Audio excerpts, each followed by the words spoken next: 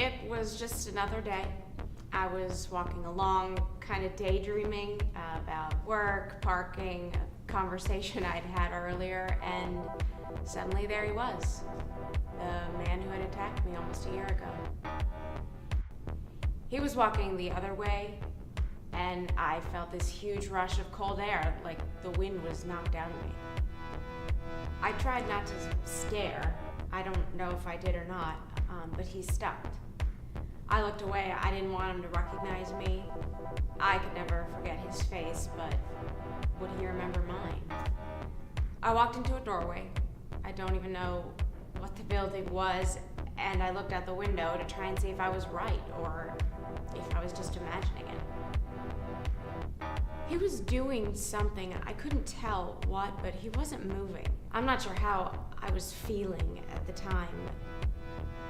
After all that time, after the police told me there was no leads, after trying to forget the whole thing and move on, there he was, standing around. It made me mad.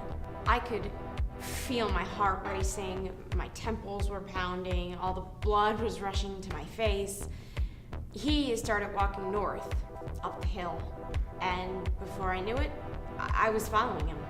He came to the bridge and stopped again. I ducked behind a pillar. I thought for sure he'd seen me, but he looked kind of odd in the daylight, much less powerful, maybe a little high or even drunk. He walked further and then disappeared down some stairs.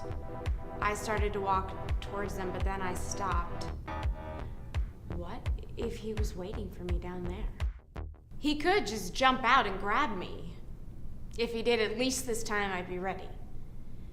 Besides, I thought it's daytime, there's people around, so I went down the stairs. He was sitting at a table in the little mall area. This is it, I said to myself.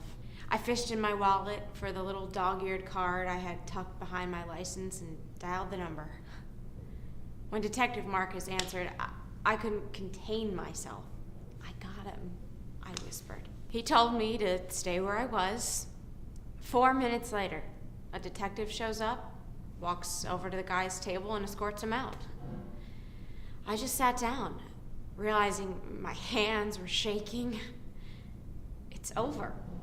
I told myself, it's finally over.